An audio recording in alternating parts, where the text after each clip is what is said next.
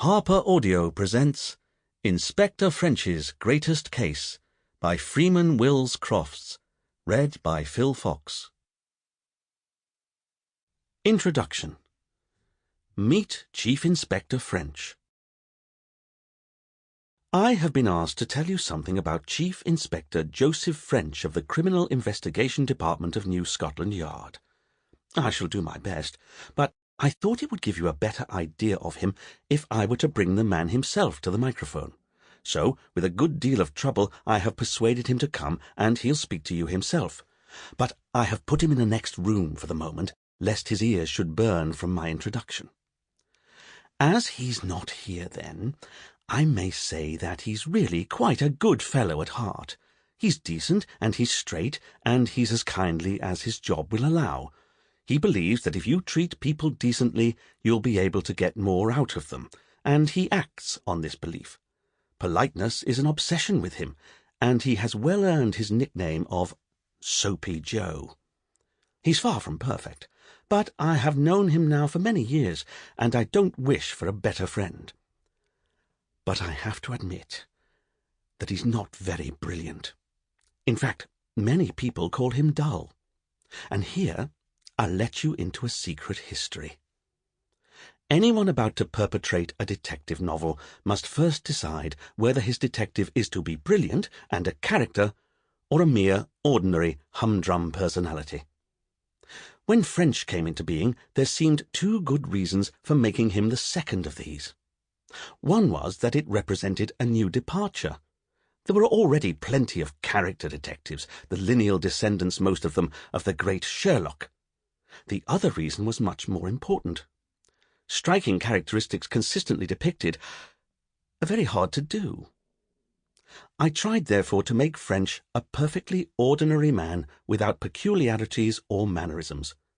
Of course, he had to have some qualities, but they were to be the ordinary qualities of ordinary, fairly successful men.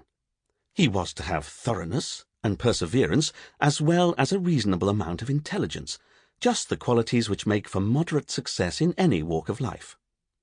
From this it follows that he does not leap to his conclusions by brilliant intuition. He begins a case by going and looking for information in those places in which he thinks information is most likely to be found. When he gets the information, he swats over it until he grinds out some sort of theory to account for the facts. Very often this turns out to be wrong, but if so, he simply tries again till he thinks of something better. French I made an inspector of the yard rather than a private detective, because I hoped in this way to gain realism. But at once a horrible difficulty loomed up. I knew nothing about Scotland Yard or the CID. What was to be done? The answer was simple. I built on the great rock which sustains so many of my profession. If I knew nothing of my subject, well, few of my readers would know any more. As a matter of fact, I have found this rock not quite so steadfast as I had hoped. It has been pointed out to me that French has at times done things which would make a real inspector of the yard shudder. He has consistently travelled first class on railways, particularly in sleeping cars. He has borrowed bicycles from local police officers without paying for their hire. He has undertaken country inquiries without his attendant sergeant, and many other evil things has he done. Fortunately, now that he has become a chief inspector, he is seeing the error of at least some of his ways, and being more careful to live up to his great traditions. French is a home bird, and nothing pleases him more than to get into his slippers before the fire and bury himself in some novel of sea adventure. He is married, but unlike Dr. Watson, he is the husband of only one wife. On occasion, his Emily helps him with his cases, but this is only when he is more utterly stuck than usual.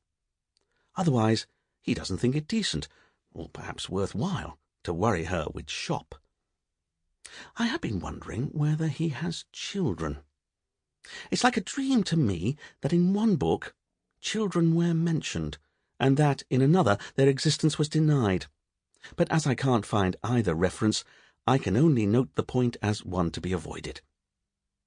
French's job at the yard is distinctly comfortable, particularly since Sample complete. Ready to continue?